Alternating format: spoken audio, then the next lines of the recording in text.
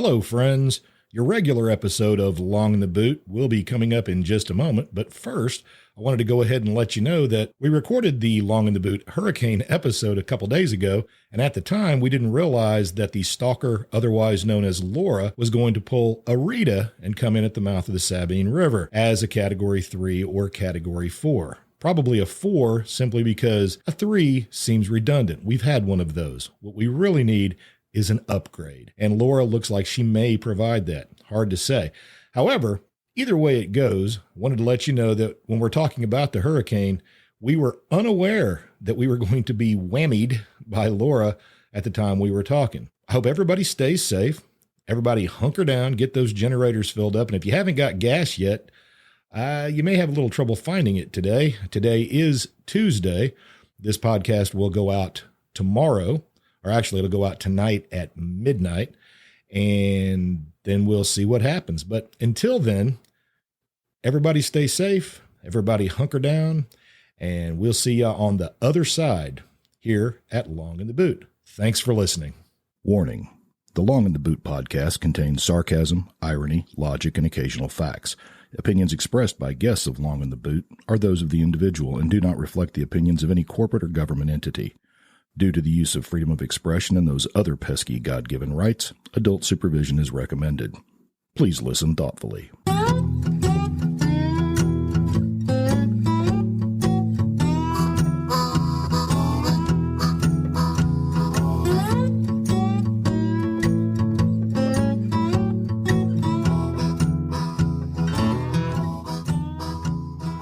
And greetings and welcome to Long in the Boot. I'm your host, Glenn Long, coming to you from the heel of the boot of Louisiana, also known as Southwest Louisiana. And depending on what happens here in the next few days, maybe the heel will be gone. Who knows? I am joined today by Mr. Bryant Habz. How you doing, Bryant? Living it, loving it. Yeah, it's kind of a weird moment right now. We're all waiting, but before we get into stuff, don't forget the website, www.longintheboot.com, the phone number 337-502-9011, and my email, of which I got a few this week, is longintheboot@gmail.com. And in fact, one of the emails I got was from a former student by the name of Shay, and she had a great idea for a future podcast, which was to talk about the movie industry in Louisiana and how it's grown. And that was actually a really, really good idea because it is a big part of Louisiana income now with the revenue. Oh, we got some good tax breaks. Oh, yeah. Wants to come out here. We're Hollywood South now. Well, I know a few people that have actually gotten some work with the movie industry in Louisiana. And of course, they've shot quite a number of things. We talked about the Tom Hanks movie not too long ago, that a lot of it was shot in Baton Rouge. Mm-hmm. We had, of course, the infamous television series True Blood. Oh, it was so bad you couldn't stop watching it. I just liked the distance thing they could pull off in True Blood. Okay, we're in New Orleans. We've got to be in Shreveport in 3 minutes. Go. Yeah, we go right up the road to Monroe. And, they're in Shreveport where there's cypress swamps everywhere and people are sweating and they have a million different accents. Ugh. Yeah, and they're outside and not being bitten by mosquitoes ever. That's where the True Blood is going. Well, those are the real vampires. You would think the mosquitoes would have had a field day. Oh, yeah. In that area. The vampires could have just rounded them up and boiled them like mealworms. Mosquito gumbo. Yummy. Well, of course, school has finally started, and we have students coming where I work this week. You've already had students, I understand. For 2 weeks. How's the hybrid model going? It depends on what your goal for education is. But as always, Beauregard Parish is going to be the vanguard of education. We are going. We don't have it figured out, but we're just going. We have been told multiple different things because as the top gets information, they'll get new information. So at first they're like, all right, you're going to have students 4 days a week. They're only going to have you 2 days a week, but you're going to treat it like you have them all 4. So you will teach something new every day.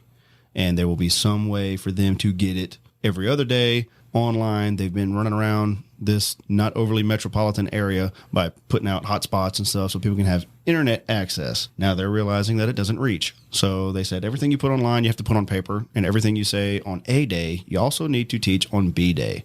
So now we are teaching 2 days a week, but twice a week. Right. That's sort of similar to what we've been told. Basically, we'll have the kids 2 days a week. The other 2 days, they need to have something associated to the face-to-face days that they can work on. We don't necessarily have to contact them on those days. Yeah. And then Friday is a day for everything to come together. Of course, what that means is those kids you see on Wednesday, you don't see again until Monday. Yes. And that is a bit of a problem, I think, for me. Yeah, that's a wicked gap. That is huge. And of course, Thursday to Tuesday is trying to stay on top of everything else with the masks. And because I've had kids, I've had kids where I couldn't get them to keep their pants pulled up. So I'm not sure how the whole forcing masks. Yeah, they told us it was in finger quotes because you can't see these because this is online. Right. This is he is making finger quotes. I have a trust witness. me on this. They said to wear them as often as possible, and they were at teacher discretion in the classroom. Like in the hallway, you got to wear them. When you get to school, you got to wear them. And in the mandatory piling ups in the gym, you got to wear them. But when you get in the classroom, it's up to the teacher's discretion. I know some of them are like, well, if I've got double-digit kids, they got to wear them. And if we're having a discussion, they can take them down to where you're not muffled and all that. I'm kind of glad I'm at a smaller school. I think that's going to help a little bit. I think numbers certainly make a difference. Yeah, they have several teachers that spun around, like, my wife and I not included, that their biggest class is not double digits in person. Right. It's not. Yeah.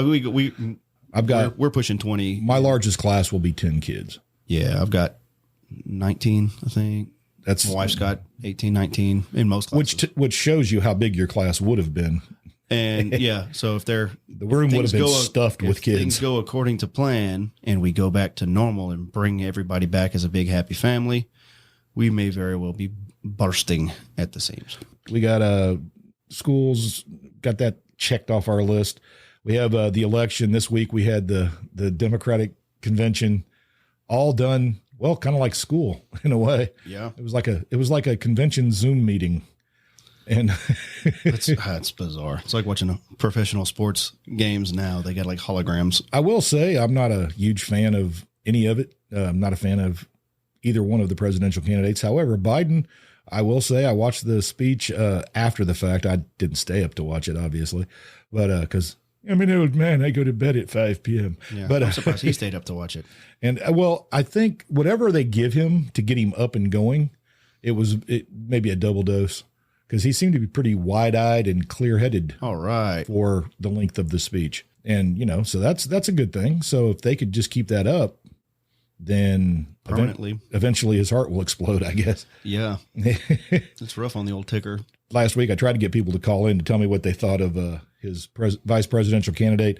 I know what people I talk to think in this area. Now, of course, it's different depending on where you go. But I think the people here were not overly interested.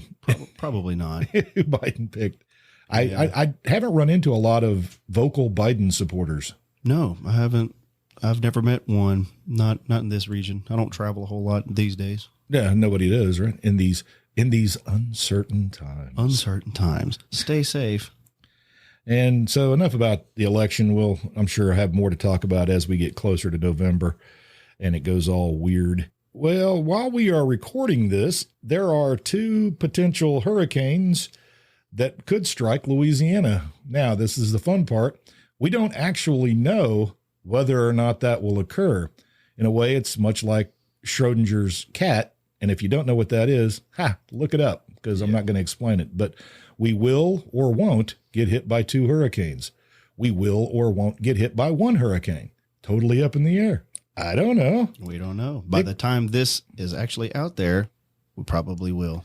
Yeah. Oh, absolutely. By the time this airs, the answer will be clear. Yes. And that kind of makes it fun. So we could theoretically do the podcast and just pretend everything's been destroyed and act like, the humanity. Oh, my Lord. I'm looking out right now on a sea of water. There's a cow floating by. But, yeah, we'll see what happens. Marco and Laura, if you're keeping score, And of course, the media is just so excited right now by the potential death and destruction. That's always fun. They really do get just giddy when this kind of stuff comes up. Yeah. I woke up this morning, there was a notification. Louisiana to get hit by 2 hurricanes at the same time? Maybe. Or someone was like, ooh, Yeah. spicy. Oh, yeah. Crap. I live in Louisiana. That's not good. And of course, who knows? We have hurricanes from time to time. We haven't had a big one since a little while. Since what, 05, I guess, really. Katrina was the big one. That's the one that gets all the press. That's the belle of the ball, so to speak. Yeah. Anyway, we'll see what happens with hurricanes. We got some interesting. We'll talk about Katrina for just a second. We were going to do the hurricane show, and I wanted to talk about several hurricanes, but then I realized that really what I'm more interested in is hurricanes before there was news to speak of. That, nowadays hurricanes are like a slow moving car. Yeah, most people aren't very scared of something that you get several days warning and it moves 5 miles an hour. A deadly lawnmower is what we're facing. Right. And it's coming, and you have time to get in a car and get away and go to some friend's house somewhere else and hope that you pick the right direction to go. Yeah, make whatever preps you can for your homestead. I know that with Katrina, I know some people actually vacated where they lived thinking it was going to hit in one place, and they fled to New Orleans. Right directly into it. Got right in front of it. So it's like the deer at night. Yeah. I'm going to dodge those heads. Boom. Nope. Squirrels. Squirrels are the best. Oh, yeah. Pick a side. Nope. That's the dead side. And of course, armadillos jump straight up. I don't know what's wrong with them. They're Texans. Yeah, it's the silliest things. Armored rats, that's what they are.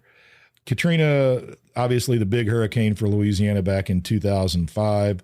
Anywhere between 1,000 and 2,000 people dead. But there's not a lot of reason to talk about Katrina simply because it's been covered to death. It really has. It has been analyzed in every possible way. But I did want to play one little clip because you cannot have a hurricane today without Jim Cantore showing up. If Jim Cantore doesn't show up, there's no hurricane, or at least no danger.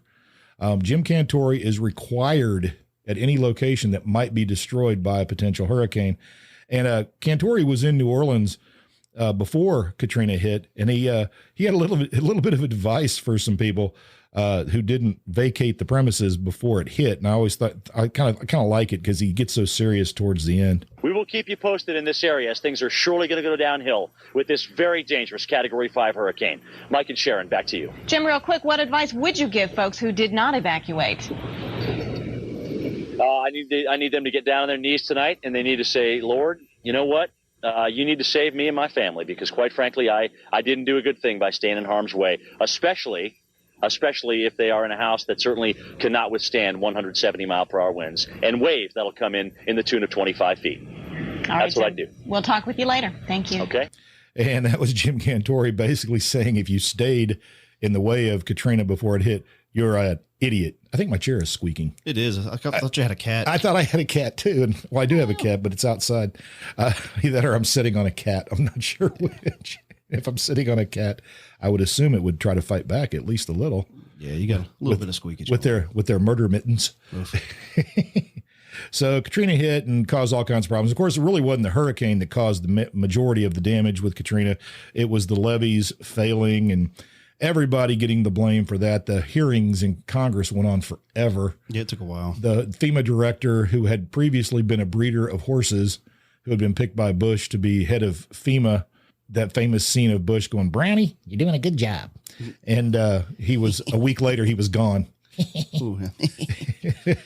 Yeah. And he wrote a book later trying to basically say, I was hung out to dry by everybody. They played all the blame on me. Well, That was the first time I ever heard of FEMA. It was back then. But I was just a young buck. That was my first semester of college when I got a hurricane double whammy after being in school for 2 weeks.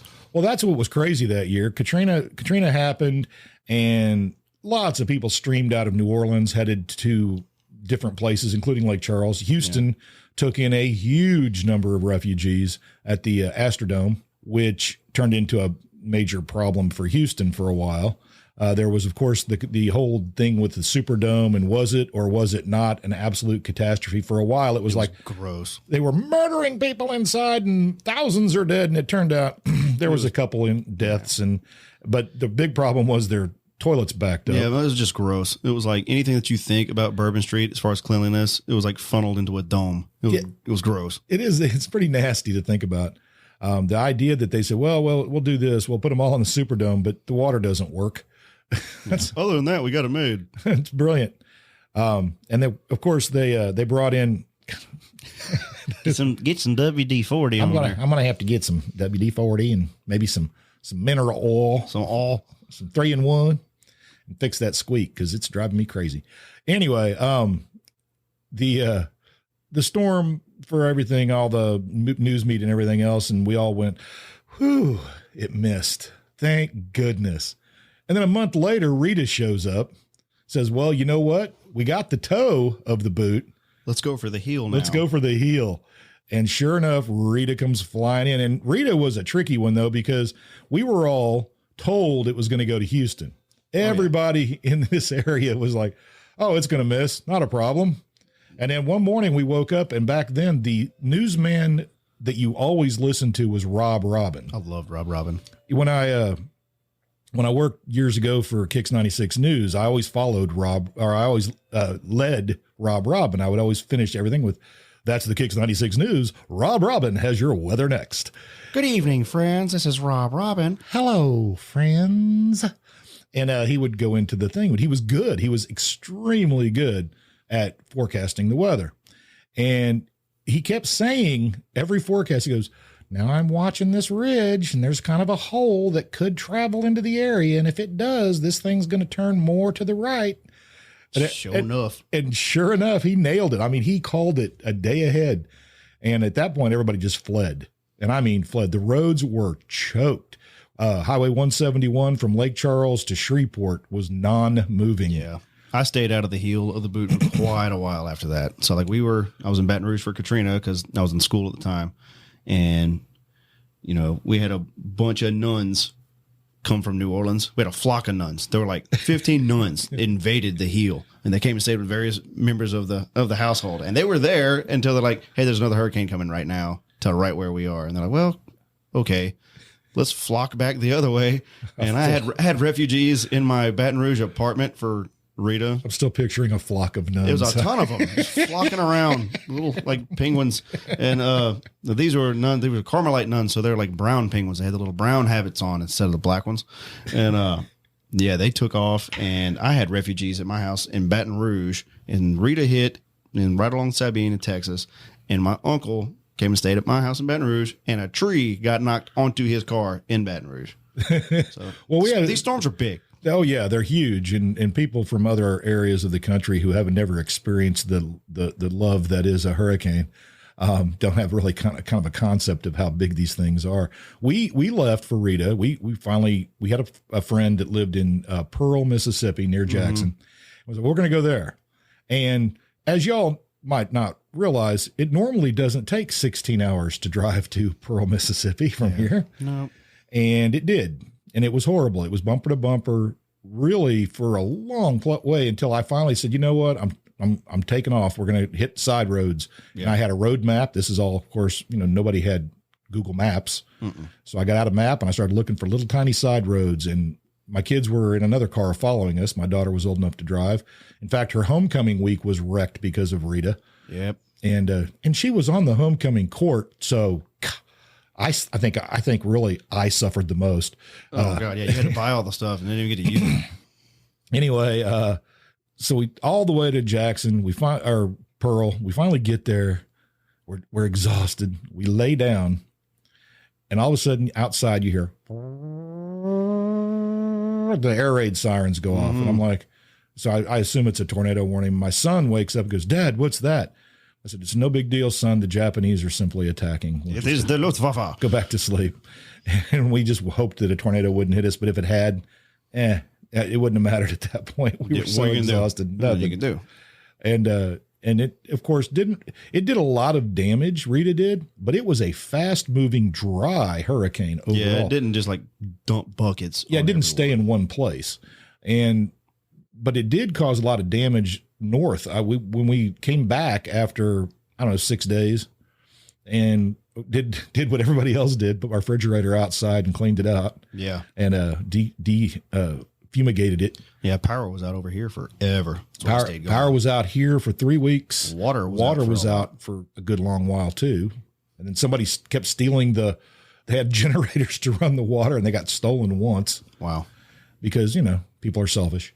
Yep. And so we went up north to Missouri, and if we had known this at the time, I would have loved it. But apparently at that point, if you stopped in Branson and went to Silver City after Rita, you got in free. They put you up free. A nice refugee discount. Yeah, That's I know. awesome. I had no idea. I bypassed Branson, went all the way up to Kansas City. I know. Dumb. And then finally, I just kept calling people, and I had another teacher that lives close by come and check to see if the power was back on where we live, because you couldn't really, it was hard to get back here. Yeah. And when they said power's back on, we were like, well, let's go home. And that was that. And it wasn't even the fact that they didn't have power. It was so hot and humid, but it was also love bug season. Oh, yeah. So you had to leave your windows open. God, yeah. Then those things are just They're nasty. annoying. And they stink. They stink so bad. F up your paint job. They're gross. And by the way, if you live up north, please, I encourage you to come on down and get a cup full of love bugs and take them back with you. Maybe we can thin them out a little bit. Good God. Yeah. They're nasty. And they're out now, by the way. Mm-hmm. And finally, another, but General Honore, who was the guy that they really finally tapped to fix New Orleans after Katrina, was dealing with Rita also, because a lot of the people who had left New Orleans came to Lake Charles, and then they were threatened by Rita. So they had to go back, but there was no place to go back to. Yeah. And so they were putting them in the convention center, and they kept asking General Honore all kinds of stupid questions. And he's from Louisiana, and I loved his how he dealt with the reporters. And I clipped that because I think it's well worth hearing a Louisiana military officer dealing with stupidity. And we'll move them on. Let's not get stuck on the last storm. You're asking last storm questions for people who are concerned about the future storm. Don't get stuck on stupid, reporters. We're moving forward. And don't confuse the people, please. You're a part of the public message. So help us get the message straight. And if you don't understand it, maybe it confuses to the people. That's why we like the follow-up questions. But right now, it's the convention center, and move on. Can you just understand a little bit more about why that's happening this time, though, and did not happen last time? You are stuck on stupid. I'm not going to answer that question. We got to deal with Rita. This is public information that people are depending on the government to put out. This is the way we got to do it. So please, I apologize to you, but let's talk about the future. Rita is happened. Right now, we need to get good, clean information out to the people that they can use. Cool? And we can have a conversation on the side about the past a few months from now. Okay? Okay, do we have a question down here on the... You hear the other reporters laughing at the guy. I know. He must have been embarrassed. I like how the general, though, after calling him stupid, said, we can have a conversation about it later. Yeah. Apologize. Don't get stuck on stupid. Right then, he sounded like every Cajun I ever met. Oh, yeah. That was awesome. I loved it. Then finally, the last hurricane that I'm just going to mention before we get into the one that's the most fun is Harvey, or Harvey. And I know, that's the worst Jimmy Stewart ever. Anyway, I know, and most people don't even have any concept of why that's even remotely amusing. But Harvey was the storm that it was a hurricane, granted, but it wasn't the winds that were the major problem. No, this thing was thick. It didn't move. Once it came inland, it just hung out. It's like it sucked up the whole Gulf and was like, here you go, Texas. And just slowly deposited it over and over. And it just, oh, God. And it was the craziest thing because, okay, where I'm located, we're about 20 miles from the Texas border? Yeah, we're pretty close. And I have friends that live in Vidor, Texas, and just north of Vidor, Texas, who are, maybe 30 miles away, 40 miles away. And they got like 20 inches of rain. And here, it got a little bit of rain. Well, they canceled school. And, everybody's always like, canceled school for nothing. The storm didn't even do nothing. I was like, did you look at Texas? The 30 miles to the west, it did something. It did something. We had a friend that she lost her farm. She had to burn all of her animals once she went back because of the floodwaters killed all of her farm animals.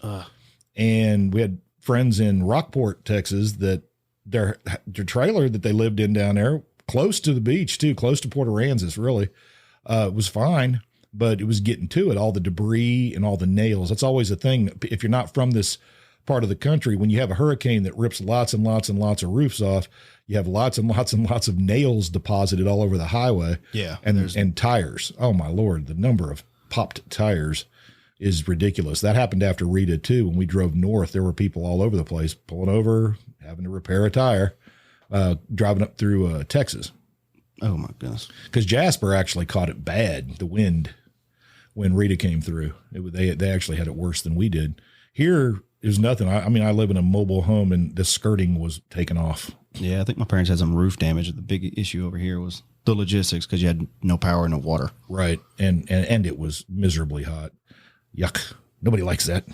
The end result of Hurricane Harvey, with all of the flooding and everything else, the big thing that came out of Hurricane Harvey was the growth of the Cajun Navy. Yeah. The Cajun Navy ends up becoming really heroes because of all the rain. This, it's like one of the really good things about the South, the helping your neighbor. And we're sitting over there because, at first we were nervous that storm was going to come shellac us because we got a pretty decent memory of those other two that came in 05. Oh, sure. So there, when it went next door, they're like, dude, I got boats. And this is everywhere. Interstate had like 15 or 20 feet of, in certain spots of water. Oh, yeah. So, just going to Orange, Texas you needed a boat. And what I was really amazed at was the video from the news of the line of boats, just dozens and dozens and dozens of people just going to get and rescue people from Houston, from Beaumont, Bridge City. I mean, there was so much rain, and it was just buckets. And Harvey just literally stayed in one place and kind of just meandered. And you're thinking, man, eventually it's going to run out of water, but it just kept on pounding. Tropical storms are amazing. The end result was the Cajun Navy became an institution, really. And now I think see it every now and then it'll pop back up. Yeah. And I think now people will expect it. They had a storm in Louisiana. I think it was in March, and there was a lot of flooding in Natchitoches. Right. And I know because a friend of mine's brother was the head basketball coach for them, and they were playing in like the state tournament. He went with his boat to go pick up his players on a boat to go get them to be able to bring them to their ball game in Lake Charles. Nice. So it's like we're making things happen, man. These people with a boat, now you can do something other than recreation. Yeah. And they do it. And in fact, when we were in school watching what was happening in Texas, there were people that I had students that had family members that were getting their boats together, getting their stuff and fixing to head to Texas. Mm-hmm. But again, we always have warnings. Nowadays we have warnings. These two hurricanes that are heading toward us now, we know they're there. We know they're coming this direction. We don't know, what the end situation will be, but everybody knows they're coming. Everybody can prepare. You can leave. You can do all kinds of things. But there is one hurricane in particular that hit the Gulf Coast back in 1900 or 19 double lot. In September, the prime time for Gulf Coast hurricanes. And that is, of course, the Galveston storm of 1900. No name, just the Galveston storm of 1900. It was a beast. And yes, it was a beast. It's the hurricane that is considered the biggest natural disaster still that has ever hit the United States. Nothing's really come close. I was looking to see numbers wise, and nothing. I mean, it's like you pick, like Katrina was a big deal, but there was 2,000 max. They didn't get blindsided with it. You get blindsided with something like this, and the conditions are just right. There is nothing you're going to be able to do about it. Right. And as we will see later, the Galveston storm was made famous in Eric Larson's book, Isaac's Storm. And Isaac's Storm details the events leading up to the Galveston storm, and also talks about Isaac Klein, who was the head of the Weather Bureau office in Galveston, Texas. We didn't have a National Weather Service yet. We had a Weather Bureau. We were working on it. It was heading that way, just like anything else in 1900. It was baby steps. We're starry-eyed, man. We're dreaming in the future. This is the 20th century about to start. It's time to do new things. Well, and Galveston was a 20th century kind of town for 1900. I mean, when you actually look at what Galveston had, because it was a major port. Houston was not a major port city yet. No. Everything stopped in Galveston. And Galveston had electric lights. The whole city was lit up. They had trolley cars. Yeah, this was like, almost like Atlantic City became later. I mean, had potential at the time. It was in the running for being one of the most major hotspots of the South. Oh yeah. And it was a stopping point. People came to Galveston purposely to set up, put down roots. Yeah. It's not like it is now, which it's like a tourist place now, but like then it was a big deal. Yeah. It was a big deal. 40,000 people living there, which in 1900 was a fairly good sized town. Yeah. And it was certainly, like I said, a port city that brought in millions of dollars and millions of tons of supplies and produce and just everything. Everything went to Galveston. Galveston was a jewel on the Gulf Coast. That's how it was referred to in several of the things that I read about it. Yeah. And that's brought to light very much by Eric Larson. And but I want to talk about his, not so much his book, but a couple people from his book that come to kind of represent what happened to Galveston. And the first one, of course, is Isaac Klein, the man who the book was named after. He was young. He was interested in the weather from a young age, and he was a very young meteorologist, and he had just taken over in Galveston. And there's it's kind of weird with Isaac Klein. Doing the research, he's considered a hero by some, but there are a few people that say he made up a lot of his story. Embellished how much of an impact he actually had. Right. And he certainly was there, and I'm sure he did his best in a very trying circumstance. He lost his family. I mean, he kept a few. Yeah, some of them stayed, but it was a devastating storm for him personally, no question. Yeah. And his memory of everything that happened, of course, plays a lot into Isaac's storm, as well as other people's memories of that night, because the height of the storm came in at night, which is the scariest thing. Yeah. Storms are bad enough when you can see, but when you got a hurricane coming in that you were unprepared for at night, that's just terrifying. Yeah. It's a storm. I mean, they knew it was a storm, and then it gets bigger and it just keeps going. And they just surely it's not going to get any worse than this. And then it just keeps getting worse. Right. It was a huge storm. Category 4, which, they go up to category 5, but honestly, once you get to category 4, 5 isn't a big difference. Not really. And especially if you're farther inland, the hurricane size, it is going to wane quite a bit before it gets to you. And Galveston didn't have that. No, they didn't. And Galveston today, and lots of people who listen to this will know Galveston today.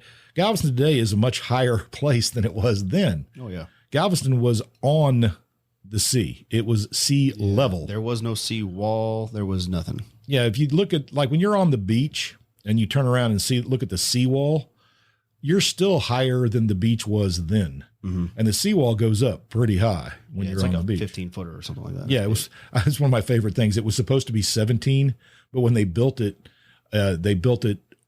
measured from low tide. So it's actually like 15.8. Oh yeah. It's a 17-foot wall. No, it's not. Yeah, it's underwater. That doesn't count. And the wall has worked. It's done some good things for Galveston, although Galveston is still subject to massive destruction should a hurricane come in, simply because there's nothing to stop it. It's right and there. The 1900 hurricane wasn't even the first one that hit it, but it was, if you look at a map, it's got a little inlet and there's a bay on one side and the Gulf's on the other. And it takes a very specific angle for it to catch the full brunt of a storm surge and all that other stuff. This one happened to have hit that perfect angle. Right. They caught both sides of the storm. Yeah. They literally got the wind coming from one direction, and then when the eye passed, they got it from the other direction. Yeah, so it was like a 2-for-1 deal. It was exactly. Was it a buy one, get one? BOGO? Oh, yeah. They got some BOGO hurricane, and it was not good. Klein later in his memoirs, which he didn't write the memoirs for quite a while afterwards. I would imagine that it was probably too painful for one thing. A little bit. But he talks about how he rode through the city on a horse, warning everyone that a hurricane was coming. Yes. Like a Paul Revere, but for a hurricane. Yeah. And one of the problems of course, is that they could not find a single person to verify that they remember him riding through town. Yeah, because he claims to have saved like thousands of lives of people on the beach that got out because he got them some warning. Right. But it's his word against, well, nobody's. Nobody's. Yeah, there's nobody's calling him a liar, but I think maybe there might be some embellishment there, maybe perhaps, which again, that's kind of human when you survive something so horrible. He did have, though, one of the things that I found interesting about Isaac Klein was his issues after the storm, talking about the information he was given and how the information he was given didn't actually match what he was starting to observe. And we'll get into that in just a second. I wanted to talk a little bit more about Isaac Klein because he's actually famous for one other thing, and that's after Galveston, he lost his wife, he lost some children. Three of his daughters survived, though, and he found them afterwards. I mean, he lost track of them completely. Yeah, he was completely by himself. And that story comes up again and again and again with survivors, where survivors were separated from their families. Hardly anybody was able to stay with their families during the entire storm because the island literally came apart. Yeah. You have whole towns that are like washing, little neighborhoods, just houses moving down several blocks. Yeah. And people, the houses first, because the houses were on piers. First thing that would happen when the water came in was the houses would just lift off. Yeah. And then start floating and then start coming apart. And there's dozens of stories of people surviving because the porch on their house stayed together, and they'd get on their porch and float on it like a raft. The other thing that I thought was really interesting is when you're in Galveston and you're on Market Street or on the Strand, nowadays they don't have them, but that whole area used to be paved with wood, which I think is kind of cool. Wood block pavers. Yeah. Not quite like a boardwalk, but it's like actual blocks of wood on the ground. Yes. And they're about the size of a cinder block, and they were cut from hardwood, but the center of hardwood. So they would soak them with creosote and lay them down. And the reason they used these all over the country actually was, one, they lasted. They actually held up pretty well. Yeah. But they were quiet. So, when you got horses. Yeah, they weren't clickety clacking around. Right. It wasn't like a crazy cacophony of clip clops. It muffled it. But one of the earliest things that, when the water started coming in for the hurricane, well before the hurricane actually arriving in its fury, people started noticing that some of the blocks were popping up on the street. Just, and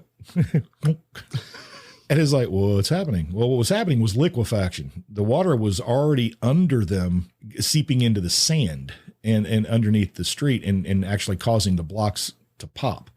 And I thought that was really interesting because that would have been like, that's odd. This is unusual. That water, a lot of that water is going to rise up way before the actual full force is going to get there. Oh, and it did. It certainly did. Isaac's brother, he had a brother who he didn't get along with very well. Yeah. Also a meteorologist. Yes, also a meteorologist who thought his brother was a crappy meteorologist. They both thought the other one was crappy at their job. And this storm pretty much that was the death knell for them. Yes. They just stopped talking. Isn't that weird? Sad. You would think it would bring brothers together after to all the survive loss, they were both like this. floating on debris, trying to survive. And it's like, I ain't talking to you anymore. Yeah, I find that really odd. They must have not liked each other that much to begin with, I would think. The idea of the houses, basically there was the island for the most part really wasn't there for a while. It was just the ocean. Yeah. With a bunch of debris floating on it. And all kinds of weird things happened. If you go to Galveston today, every building that's still standing that was there in 1900 has a plaque on it, and you can find them. And most of them are down on the Strand. They were well-built brick buildings, but even some of those, if you look, you'll see little cracks and stuff. And because the debris knocked over as much stuff as the water did. Yeah, that was the dangerous part. Like water coming in is one thing, but when it's bringing a house with it, that's a pretty good battering ram. And of course, one of the saddest parts of the Galveston story is the story of St. Mary's Orphanage. When yes, I know, right? Because it's just horrible. It's never a happy tragic lead up whenever you're like, hey, we're talking a hurricane. Let's talk about that orphanage during this hurricane. Yeah, this is not happy times. When you're folks. talking disasters, the word orphanage rarely comes into just it. to make these kids' lives worse. Well, if you're ever in Galveston and you stay at the Hotel Galvez, I can't afford that. It's the premier hotel, but it's right on the seawall. Well, the Hotel Galvez is on the site of what was Sister Mary's Orphanage prior to the Galveston storm. And the nuns at St. Mary's had a great idea so that the kids wouldn't get lost or separated. Yeah, stay together. They tied them all together. Yeah, they had like big belts and ropes around their waist. Right, and linked them all together so that and then they would link them to a nun. Yeah, and then they could get through the current unscathed. Right. That was the theory. That was the plan. The problem was the debris. Mm-hmm. Once one person got tangled in the debris, pretty much everybody was tangled in the debris. And of the 90 or so children at the orphanage, I think only 3 survived. Yeah, and they didn't leave. I think they just stayed. Yeah, and the story that they found the 3 in a tree. Yeah. The story that was the saddest part was after the storm when they had to go in and start finding bodies because the island was literally covered in bodies. And you had to take care of that quick. Yeah. Because it was starting to smell. But they found a kid partially buried. So they went to pull him up, to dig him up, and he was connected to a rope. So they kept pulling and boop, another kid. And they kept going and boop, another kid. And they discovered all these kids linked together in the debris and realized what had happened. And it's tragic. It's horribly tragic. Yeah, because these poor nuns, they were trying to help save all these kids' lives. They were doing their best. Pretty much killed them. Yeah. And I don't know, the kids may not have survived anyway, but certainly because the orphanage was one of the first buildings to go. Yeah. It was right there on the beach. Literally, they said the orphanage at high tide, it was 10 feet to the water. Wow. Yeah. So, yeah, you're in trouble. Yeah. This tide got significantly higher for this hurricane. That's one of the things that's kind of weird. And Isaac Klein, I will say, there's one problem with him saying he saved so many people is years before the hurricane hit, they were talking about putting in a seawall, basically the same seawall they eventually did put in, the same size. And Isaac Klein spoke against the idea, saying a major storm would never hit Galveston. Not in a way that where the seawall would be the barrier that it's meant to be. Right. What are the odds that you're going to get a direct hit at the right angle? Well, it happened. It's not zero. It's not zero.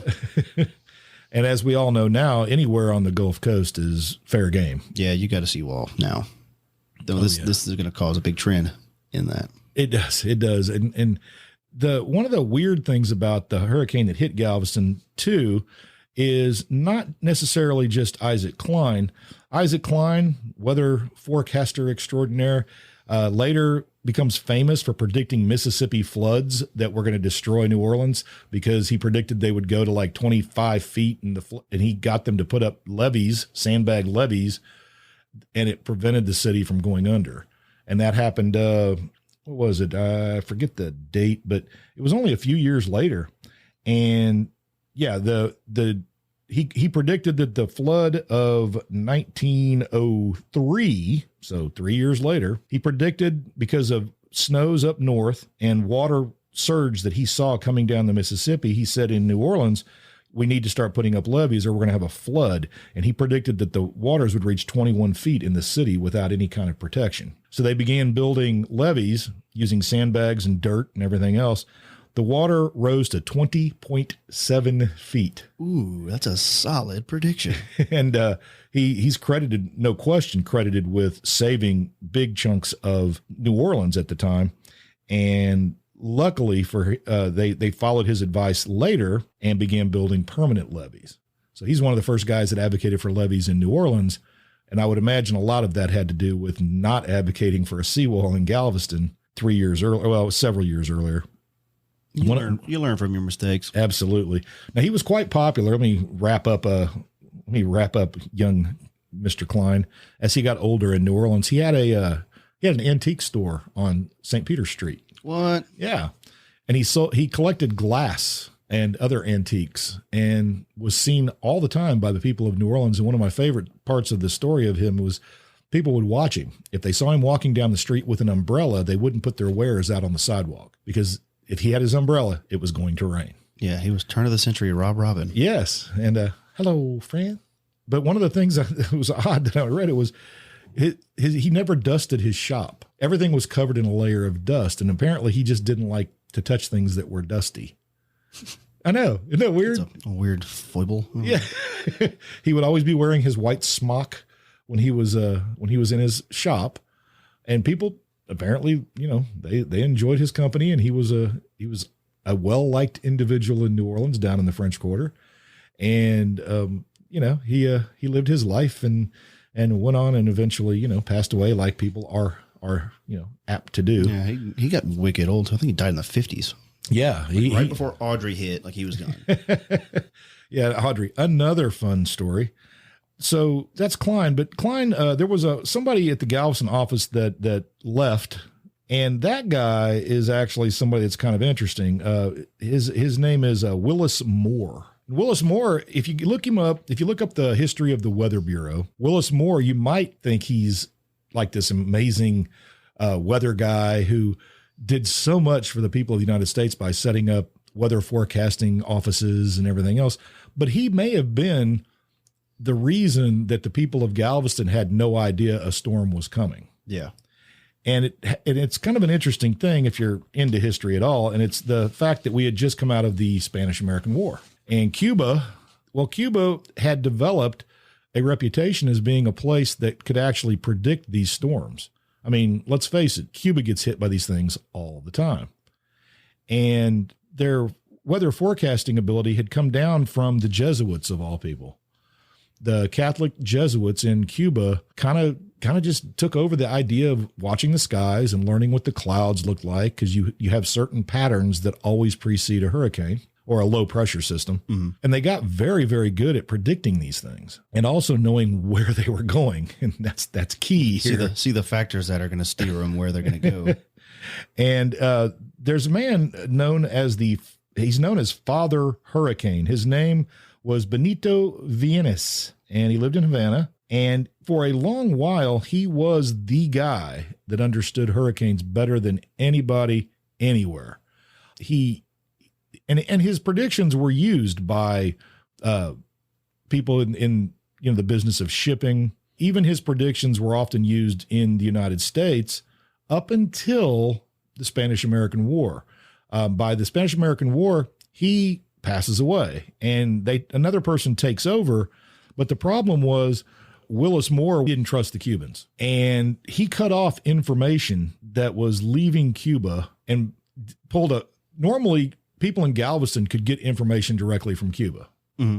What Willis Moore did is he made it so that all the tropical information coming out of Cuba had to go to Washington first and get filtered by the Weather Bureau. Right. And then disseminated by the Weather Bureau, which in 1900 took time. Yeah, a little bit. Time you don't have. In Cuba at the time, this was all transpiring as the hurricane was building, because when it hit Cuba, it was just a low pressure system. It wasn't a fully formed hurricane yet. By the time it left Cuba, it was a baby hurricane. Mm-hmm. And they were predicting that it was going to go up like the Atlantic seaboard. Well, Willis Moore was of the school of the Weather Bureau that believed all hurricanes did a button hook when they hit the Gulf. Yep, straight up north. Yeah, it would just curve. And so he sent out, there's a communique, you can find it online even still, a communique to Gulf Coast interests that a severe storm had left Cuba and was on its way to Florida. Yep. The Cuban weather guys were like, no, it's still going west. And it's going to stay in that Gulf. And it's in the Gulf, and it's going to go west. It's still going west. And they could look at the clouds and know the direction it was headed. And Willis Moore would have none of it because, in his view, Cubans were backwards. They couldn't possibly be as good at predicting the weather as Americans. They're dramatic. They always exaggerate and say stuff's a hurricane when it's not. It's just a storm. You don't use the word hurricane. That'll scare people. They had an observatory in Cuba that had been there since 1858. It's actually still there. It's just because it was a Jesuit facility. Needless to say, when Castro took over, it was no longer a Jesuit facility. Nah. Yeah, those communists, huh? But the fact is that Willis Moore stuck his big giant foot in, and the Cuban forecasting was squashed. It didn't happen. Moore also banned certain words from weather reports from Cuba. This is my favorite. He banned the words hurricane. Yeah, you don't need that one. Cyclone. Nope. And tornado. Of course. We can't have that. He assigned Colonel Henry Dunwoody, an officer from the Signal Corps, to the Bureau's Caribbean Weather Station. Dunwoody had made his name by scoffing at the value of meteorological science in making predictions, because predictions of weather were a matter of divination. Yes, this is witchcraft. It's God. Predicting the storms, it's just the act of God. Look, humans, You cannot possibly predict these things. It's an act of God. Yay. Yep. We have no other natural patterns emerge. To the Americans, Cuban forecasts seemed hysterical despite their extraordinary accuracy. I love that. Don't you just love that? And he also believed that the Cubans, and I love this quote, lacked the Yankee grit and know-how that was making America a great leader on the world stage. Why does that sound like it might work today? Man, because you had Teddy Roosevelt on the rise. It was Everyone knows Cubans can't predict the weather. They make predictions of weather you can't even believe. Believe me. They also, and this is another one, hired a guy, sent him to Cuba to help with the forecasting, named William Stockman. He was a veteran of the Weather Bureau. Stockman set up shop in Havana and took charge of all U.S. weather stations. In one of his early reports, Stockman simply eradicated the entire history of the Cuban weather networks. That's right, they had a network. He told Moore that Cubans had never heard of forecasting. The locals were very conservative, Stockman reported, and forecasting the approach of storms was a most radical change that would not have happened with such conservative people. It was especially important, Stockman advised, that the Bureau not be guilty of causing unnecessary alarm amongst the natives. Wow. My final thing about the Cuban weather stations is Stockman said that the Cubans had secretly been piggybacking on U.S. forecasts. He claimed that agents in New Orleans would get copies of daily weather maps coming out of Washington, then send the maps by undersea telegraph to Havana. Then the Cubans would use that information to forecast something that he claimed had already been forecast. By the good old people in Washington. That's the right people. The ones in Washington are the right ones. They're always correct. Not the Cubans. Yeah, if you live in Washington, you're automatically right. That's how that works. Especially when it comes to predicting hurricanes. In late August of 1900, Moore decided to deal once and for all with the Cuban annoyances. Hurricane season was underway. He shut down all communication between Cuban weathermen and the people of the United States. He actually did, too. He went and shut down any kind of broadcasting ability of local Cuban weather stations that people in Florida and ships at sea would pick up, and that was kind of how they kept each other informed. It was a kind of an ad hoc network, really. Yeah. Fortunately for Moore, the U.S. War Department was in control of Cuba's government-owned telegraph lines, so guess what? Shut them down. Yep. We don't need that information. Yeah, they disconnected the Cuban weather stations, and basically Moore blocked all forecasts that might have warned the people of Galveston. And so 6 a.m. Thursday, September 6th, it's a couple days before the storm, before Isaac's storm, and it was 80 degrees, light winds, everything was beautiful. 8 a.m., the Bureau confirmed the prediction it had telegraphed to Galveston the day before, said, "This storm is not a hurricane." That's what Moore said.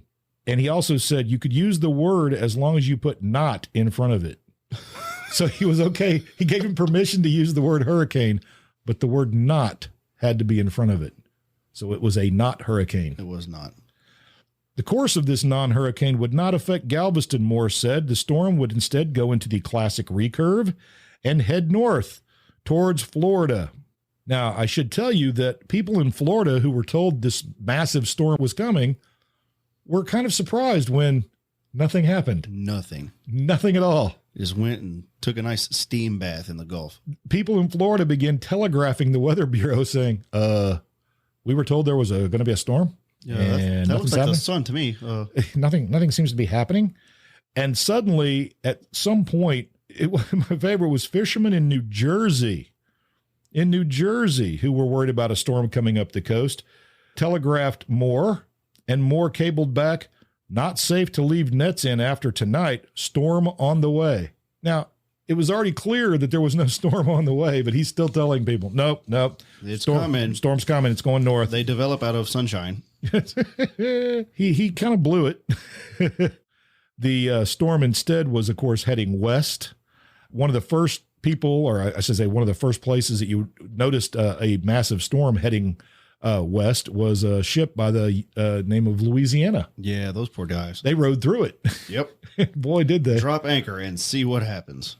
Isn't that amazing? God, Can you I imagine? imagine the noise on that freaking boat? Oh my God. Not to mention the stench from all the people who pooped themselves. Yeah, a little bit, because from what I hear, this was a harrowing experience. Well, the ship reported winds of 120 miles per hour. That's not that bad. So imagine yourself on a, not a ship. I mean, it wasn't a huge ship. This is not like some kind of massive like an ocean aircraft liner. carrier. Yeah, this is a Navy ship. Yeah, and 120 miles per hour. There would have been a lot of throw up. You got rain hitting your metal hull at 120 miles an hour. Yeah. Everything hurts at 120 miles per hour. Yep. And during the storm in Galveston, there are witnesses who claim they saw actual bricks flying through the air, flying off buildings. Yeah. Egad. Oh, yeah. Bricks. You know what the weirdest thing about Galveston, though? When you read Isaac Storm, did you find it weird that so many people were snake bit? Well, yeah. In trees. I didn't think about that being a problem, because the snakes are also trying to get, I know it's a problem like when it rains around here. Yeah, you'll get a lot of ants around your house. Yeah. But I never think of when everything is flooded, like you'll have thousands of frogs and floating on wind debris. picking up snakes and throwing snakes into trees. So you climb up the tree like, yeah, I'm good. But you forget about that big, massive rattlesnake nest that they're also trying to get out of the weather. People are dying of snake bites like crazy in trees. And I was researching the Rosenberg stuff that I could find, and the story of finding bodies that were in no way damaged at all. Yep. And they couldn't figure out what killed them. And then they'd find the puncture marks, and they'd be dead. And I can't, it'd be the worst thing in the world. I would have survived the worst natural disaster in history, except I got in a tree and a snake bit me. Yeah, you did like Hurricane 101. Whenever the flooding is a big deal, you go to high ground, and the snakes got that same message. So that's something that maybe they need to add to hurricane preparedness things, snake bite kits. Yeah. Look, if it's bad enough, you climb a tree. Although I don't know how we'd climb these trees here. They're all just telephone poles with limbs. Yeah, these things would probably not be there to be climbed. Yeah, the natural vegetation is nearly gone in this area. Mm-hmm. Instead, they brought in these, again, telephone poles with limbs or sweet gum trees. And I'm not climbing that either. The simple fact is that Galveston could have known this was coming. People could have gotten inland if there hadn't been so much government bureaucracy preventing it from happening. That's the saddest part. A storm was politicized. It's ridiculous when something that's naturally occurring gets politicized.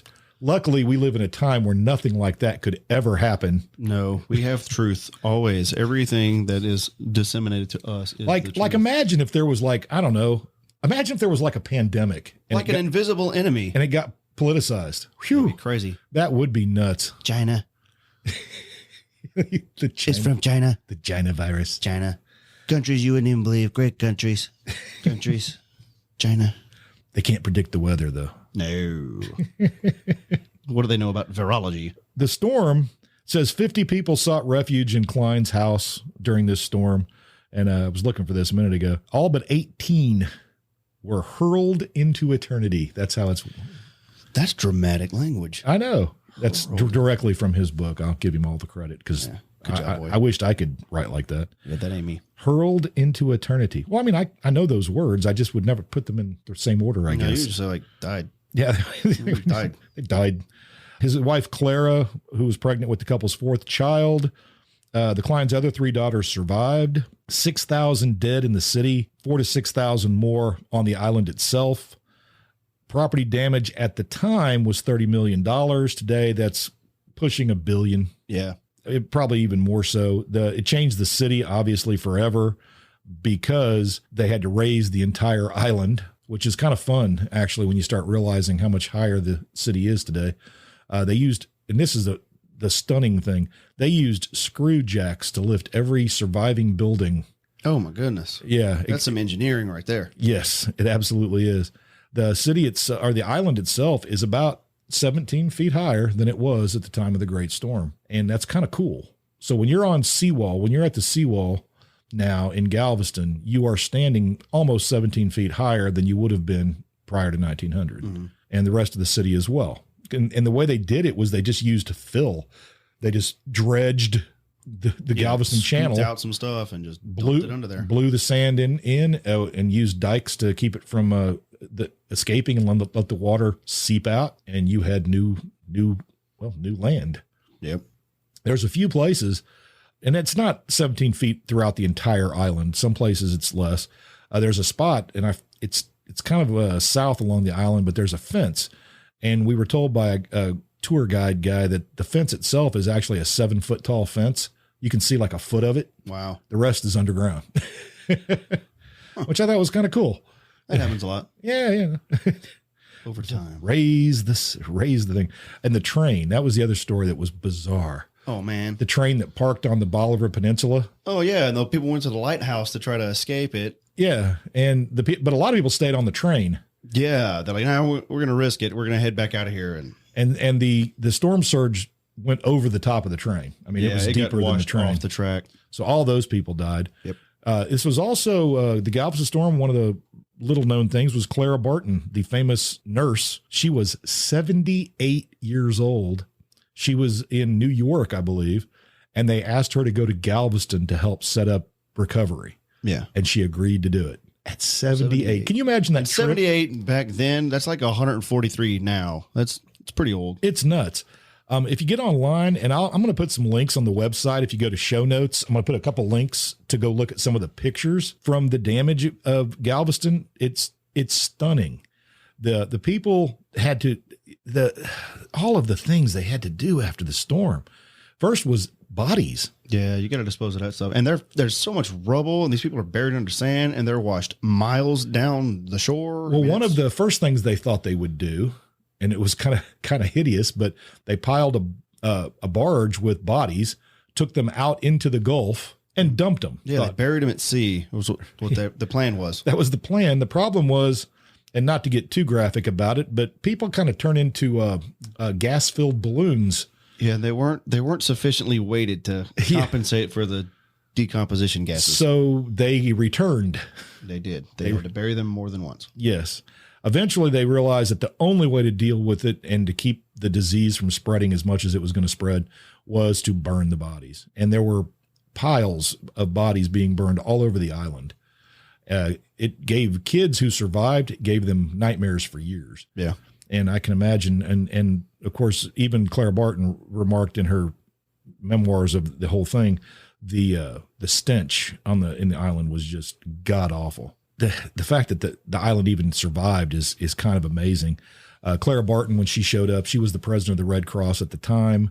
It was through her appeals that they were able to get donations sent from all over the country to help the people of Galveston. And surprisingly, Galveston recovered at least reasonably quick for the time. The newspaper never even stopped printing. That was one of those really wild things. The day after the storm, the newspaper put out an edition. Wow. Yeah. It was a 2-day edition, front and back, and it was really just a list of the dead that they knew so far. That's all they had room for. And it is horrible. The other thing that came out of the Galveston storm was city government changed. And this is actually a legacy that most people don't realize of the Galveston. The Galveston city government, they couldn't get anything done. They were having all kinds of problems. So they set up a commission style of government. And in fact, you still study that in American history classes today, or civics classes really more so. But they created a government where you had groups of commissioners who were responsible for one aspect of government. And this became a model for governments across the country. That's the legacy of Galveston. Galveston was, as a major port city, was done. Yeah. This actually probably caused quite a bit of the growth in Houston. You go in, Lynn, and the hurricanes really aren't going to be that big of a threat, at least until Harvey. But Harvey was really a flood more. I mean, it wasn't the wind that knocked it down. The reason Galveston just was done as a port, it wasn't because it wasn't a good location. It was because it was so easily threatened. Yeah, you could build all this stuff up and it could just get wiped out again. The Galveston storm is still kind of in the minds of people in Texas. That's how big it was, because I think part of it was in Eric Larson's book, there was the ship captain who came up to Galveston after the storm the next day, and he can't find Galveston. He can't see it. Yeah, nothing looks the same at all. All the buildings are moved or flattened. Or gone. Yeah. He said it was just a pile of wood debris. Mm-hmm. And if you see the pictures, and I'll put up the link on the website, that's what it is. It's literally just debris and occasional house that's crooked. Yeah. If you were lucky, your house just kind of fell over. Yeah, if you were lucky. And washed down the street, didn't get completely busted up. Yeah, you had the story of the woman who was punching. They would go up each floor and she'd punch holes in the floor so the house wouldn't lift off the piers. Yeah, they're cutting it, big holes in it. With It didn't axes. help. Eventually, the house thought was process going. was that it would just fill up with water instead of floating it down. And well, They tried. I know it's kind of that's just horribly sad. And so that's the story of Galveston. While we wait to see if Marco and Laura come to get us.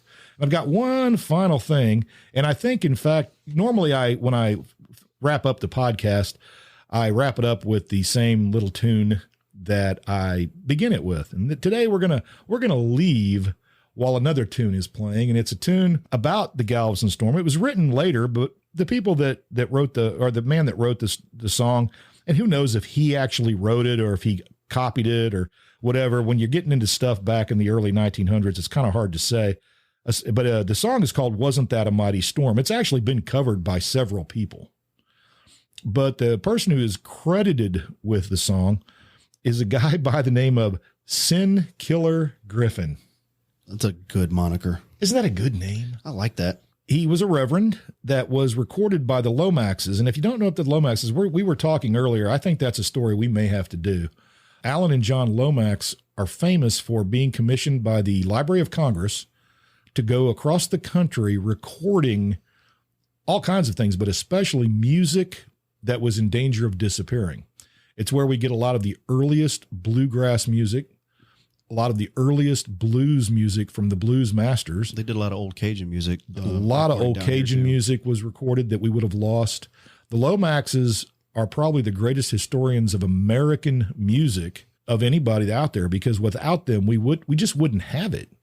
And, thank God they were set out. Thank God somebody in government actually understood the importance of getting this stuff. Yeah. Because rarely do people in government seem to think ahead. Yeah. And not with something as, abstract as the arts. Yeah. And so anyway, the Lomaxes went to a prison that's about 20 miles away from Galveston in the 1933 and found a church service was going on. And the Reverend was John L. Griffin, but he was much better known as Sin Killer Griffin, who was in prison. Good name for a preacher. Yeah, great name for a preacher. And he was in prison. This is really all they know about him is this song and why he was in prison. And even that's, 90%. But supposedly he was arrested because he was collecting weapons and money so he could outfit a boat with a lot of African Americans and head back to Africa and take it back. Yes. To get rid of the colonizers of Africa. Sort of almost like a Marcus Garvey kind of thing. Yeah. And apparently he had collected enough weapons, and the fact that he was black made him, dangerous and scary at that time. Very scary. And, you can't back then, especially during Jim Crow, you can't be having your African-American folk collecting weapons. No, it smells like an uprising. Yeah. That would have certainly been very upsetting to people back then. But anyway, the Lomaxes went to Darrington Prison at Sandy Point, not too far from Galveston, and they recorded their spiritual that they were doing, Wasn't It a Mighty Storm? So before we close it up here, got anything to add today? Any hopes for this week? No, hoping these hurricanes don't actually cause any major damage. Hopefully it's one of those things that you're thinking, it's probably just going to blow over. I would like for that to actually happen. We got enough on our plate right now. Me too. I said the exact same thing to my wife this morning. Is the 2020, and I can't even use the term that I used, but it was a great buggering. So yeah. I think 2020 is the great buggering of the United States. We've got enough. We've got enough on our plates. First of all, we got the plague and all the fun that goes with it. Mm-hmm. We've got an election that is never fun, but even less so this time around. Anger everywhere. We've got protests. We've got cities on fire. California's burning. Big time. And now we've got 2 hurricanes coming, and to top it all off, love bugs. Which they smell. Yeah. I mean, when you get right down to it, that's probably the worst thing. Yeah. The love They're bugs. annoying. They're just going to get you. Yeah, at least they don't bite. But anyway, so If you got I didn't come up with a good question. I was hoping I'd get a question in my head. We need a question. Brian, come up with a question for a phone call. Man, what was your experience with the hurricane that has yet to hit but will have hit by the time you hear this? Yes. Excellent. Well done. That's almost like forecasting. It's scary. So there you go. Please give us a call at 337-502-9011 and tell us how you weathered the double hurricane of 2020, otherwise known as the year of the great buggering. Mm-hmm. And how. And the website, and I'll put some show notes up about Eric Larson's book, and you need to read it. In fact, that's your assignment this week. Read Eric Larson's book, Isaac's Storm. That is your assignment for the week. I'll be expecting a book report next week from all of you. The website, www.longintheboot.com. Email longintheboot@gmail.com. And I just gave you the phone number. And if you didn't write it down, shame on you. But go back and listen to another podcast. I'll say it again, I'm sure. And I want to appreciate everybody who's been listening. I got a lot of people subscribed this week, actually. Well, my little numbers went up. All right. Yeah, I kind of like that. Nothing huge, but I'm appreciative of every single person that listens to Long in the Boot. It's kind of fun doing it. And I certainly missed radio. That's for darn sure. And we're going to go out with Sin Killer Griffin and a bunch of other guys at church doing Wasn't That a Mighty Storm. Y'all take care, and hopefully everybody will be fine, and we'll see how everything went on the next Long in the Boot. With her sea walls to keep their water down, but the high tide from the ocean would water over the town. Wasn't that a mighty storm? Oh, wasn't that a mighty storm with water? Wasn't that a mighty storm that blew the people of sea? The prophets give them warning, you'd better leave this place. They never thought of leaving, till just look them in the face. Wasn't that a mighty storm?